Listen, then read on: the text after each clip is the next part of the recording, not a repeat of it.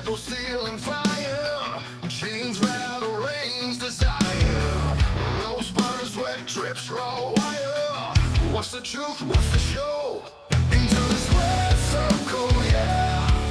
Where heroes rise and demons tear. Into the square circle, yeah. Legends fall, but they don't care.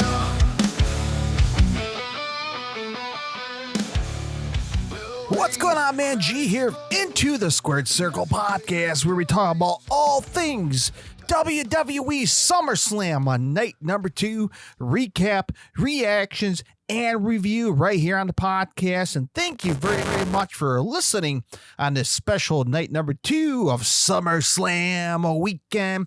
But if you're listening on the podcast, Spotify, iHeartRadio, Google Podcasts, Apple Podcasts, thank you very much for listening. Even on YouTube. Thank you very much for listening on YouTube and follow me on social media, especially on Facebook, Instagram, YouTube, and on TikTok. Of course, all the clips from the SummerSlam weekend is live on Facebook and on Instagram. If you miss out the entire weekend and you don't feel like watching the whole damn shows between night 1 and night 2, you can check out some of the clips and highlights on Facebook, Instagram, and on YouTube Shorts. All right, very good. Let's get into business. WWE SummerSlam night number 2 at the US Bank Stadium, Minneapolis, Minnesota.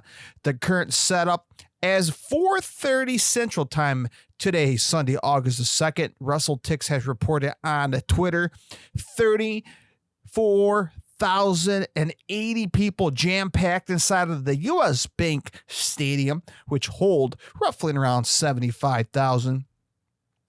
So as of 4:30, as of today, 34,080 for night number 2, as night number 1 had 33,488 for night number 1. So there we go, man.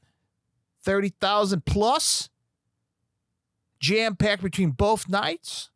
So not too shabby, right? I mean, again, it's not a sellout.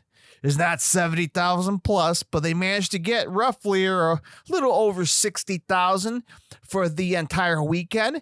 Nobody came out for the official attendance like, here is John Cena to announce 60,000. You know, they did nothing this entire weekend. Not a single attendance announcement to flex.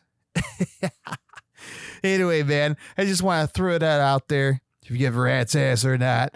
Let's get into the action here, man. US Bank Stadium. I didn't pay attention too much to the empty seats like yesterday. I was just focused on doing other stuff and watching the matches. Overall, night number 2, this is my personal opinion, nobody else. You may agree with me or not, but night number 2 was a lot more superior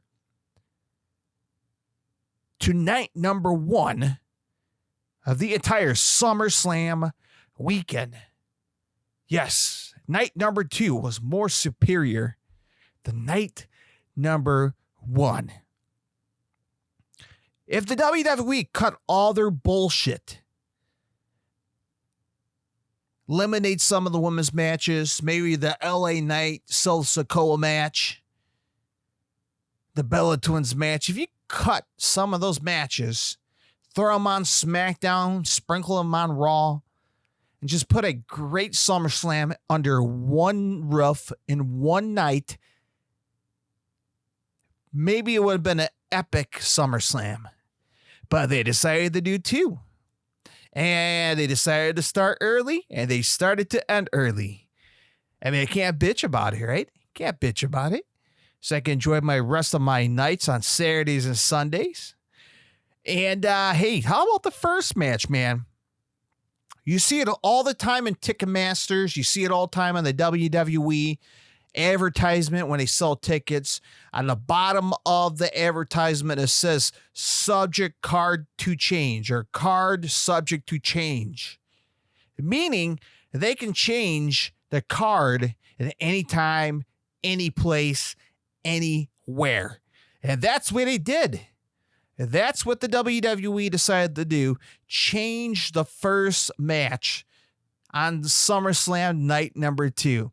It was originally advertised between Finn Balor versus Sami Zayn for the number 1 contenders match to determine who's going to be the number 1 contender for the undisputed WWE champion, which is being held by CM Punk.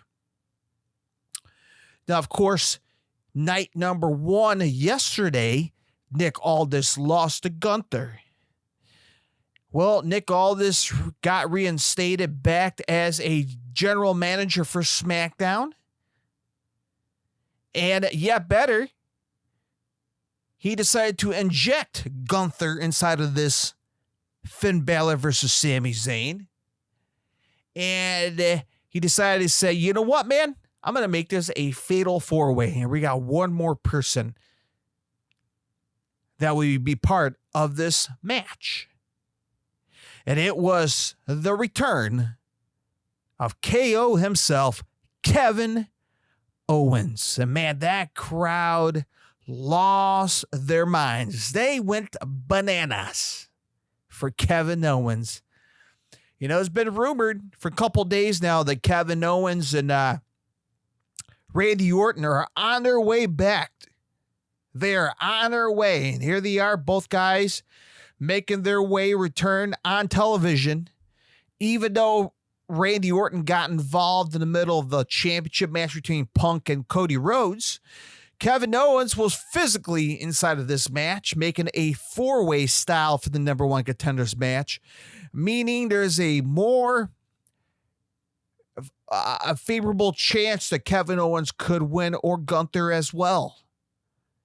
You know, I was hoping Finn Balor was going to pick up a big fat win. But that poor son of a bitch, Sami Zayn. Wow. He got pinned by his former friend, Kevin Owens. Sami Zayn got robbed again. Goddamn, man. I feel bad for Sami Zayn. That poor bastard. Guy can never get a moment, man. He can just never get a spotlight. Sami Zayn. He doesn't deserve this. Justice for Sami Zayn. Incredible. But Kevin Owens pinned Sami Zayn to get a number 1 contender shot. That's right. Kevin Owens showed up after being away for how long? A year? Shows up, gets a number 1 contender shot, and he's going to face CM Punk somewhere on his planet Earth at some point, as he has a hot date for the WWE World Champion. We'll have to wait and see how things will play out between Sami Zayn and Kevin Owens down the road. What's next for Gunther? What's next for Finn Balor? We'll have to keep our eyes peeled tomorrow night on Monday Night Raw.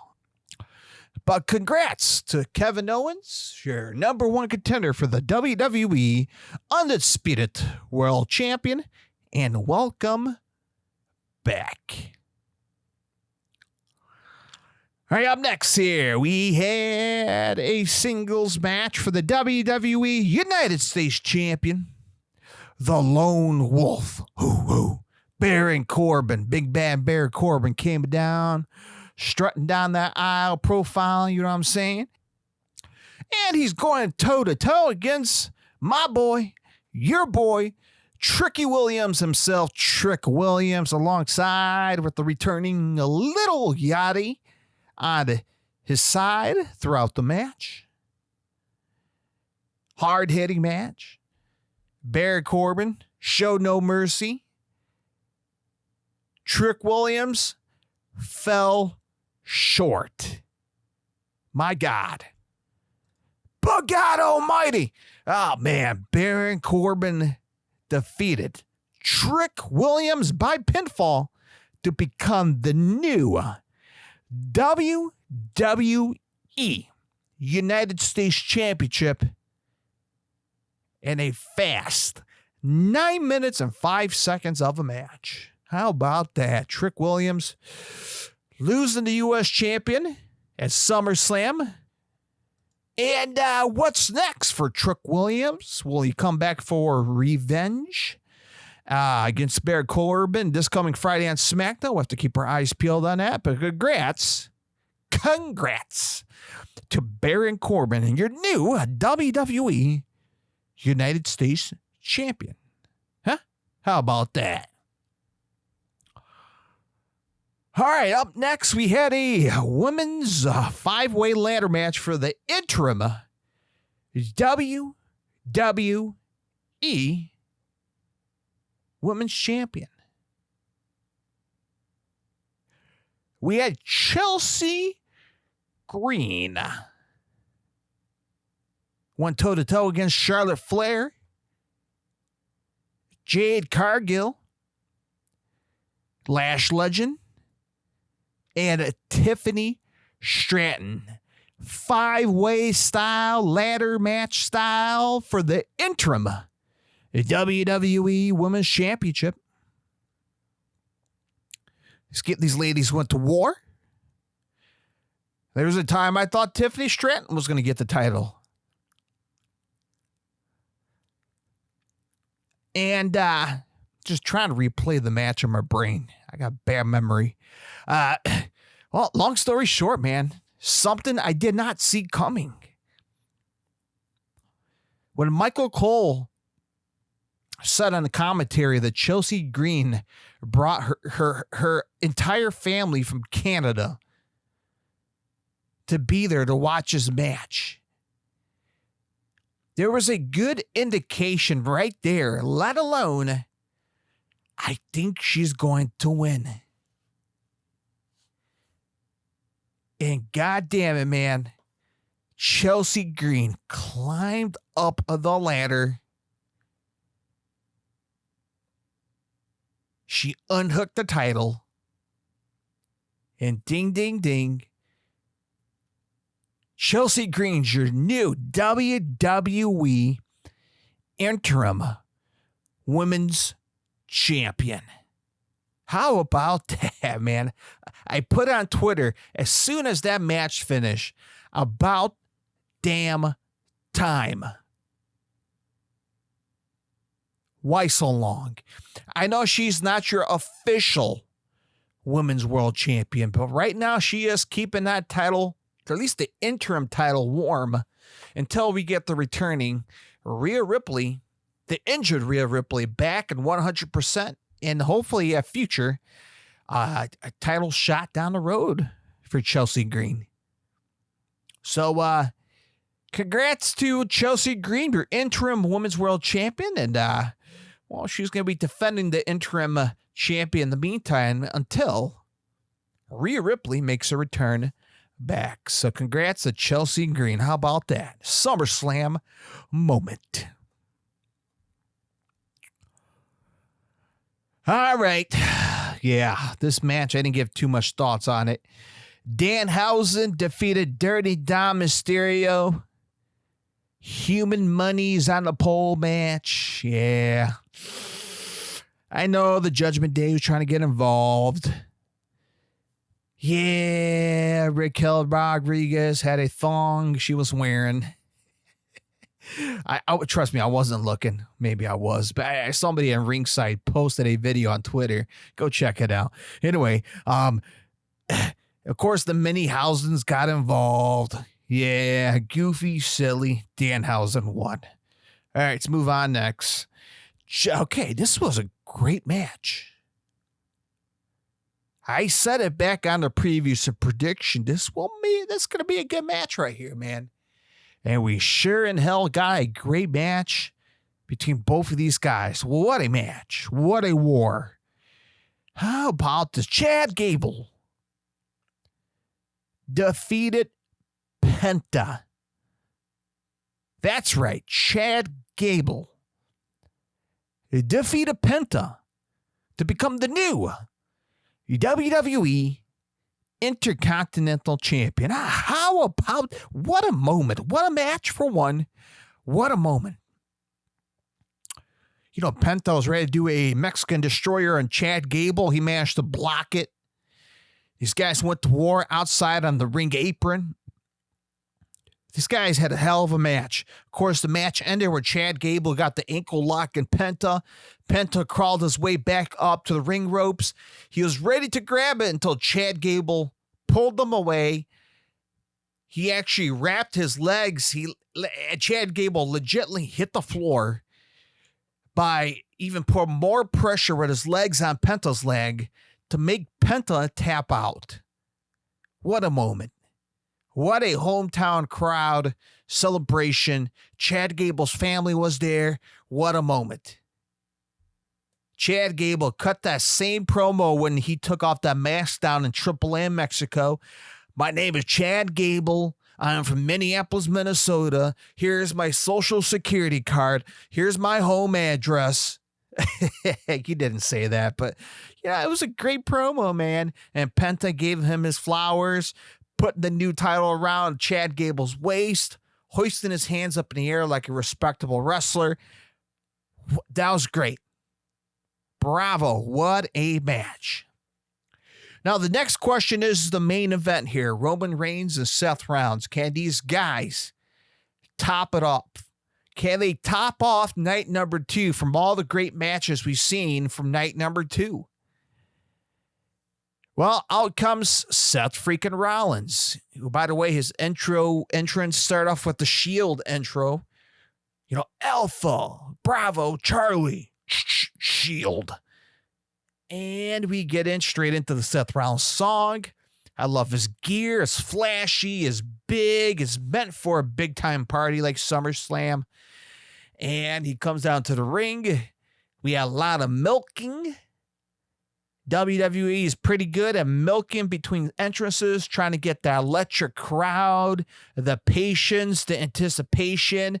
Out comes Roman Reigns and his superstar aura, pyro. Now we got ourselves a big time match here, man. A few days ago, okay, all right, we got two of the big main eventers going down. And, here's the match. And it felt like a big-time main event match. Both of these guys are main eventers for WrestleMania, SummerSlams, you name it. And these guys are about to close up a chapter here. They're about to close up a chapter that we may not ever see again. If you think about that. Your third member of the Shield is roaming around with the Death Riders in AEW. And it was great to hear Michael Cole throw out Dean Ambrose in the middle of the match. Because, come on, man, you can't just delete history like that, man. Yeah, he's in a different company, but just acknowledge the third guy who was a part of this Shield faction. If you're going to close up the chapter here, throw in Dean Ambrose's name in there, and that's what he did. But these guys went to war, man. We got ourselves a classic WWE main event match. Boy, I haven't seen in a very long time. Yeah, AJ Styles and John Cena in Australia was a greatest hit style match. I can't bitch about that. That was great. But if you want two big main eventers closing out a chapter, this was it, man. This was it. Yeah, we had Seth Rollins doing a hulking up where he no-sold a Superman punch, right? He got Superman punch and Seth Rollins no-sold it. But I guess that's what you call a WWE style match. You're hulking up, right? And, a lot of spears, a lot of curve stomps. These guys went outside of the ring. There was a point Seth Rollins ready to spear Roman Reigns, and Roman Reigns stopped it in the outside of the ring. These guys went to war. 33 minutes, man. How about that? Just shy over 30 minutes of a match. Of course, this match kicked off right at 7 o'clock, just a little after 7 o'clock Central Time. I'm like, man, the main event's at 7 o'clock. I'm used to a main event at like 10 o'clock or 11 o'clock at night. But man, 7 o'clock, I mean, I can't bitch about it. And I'm doing this podcast at 9 o'clock. So, wow, what a match. Long story short, Roman Reigns gave what 3 spears? Or it wasn't Superman punches. It was like 3 spears. And that was it, man. That was it. Roman Reigns pinned Seth Rollins 1, 2, 3. And Roman Reigns retained the WWE World Heavyweight Championship.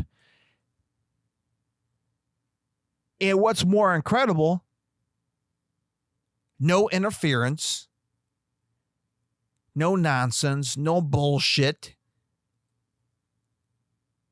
Just a straight down the middle, hard hitting, classic WWE match.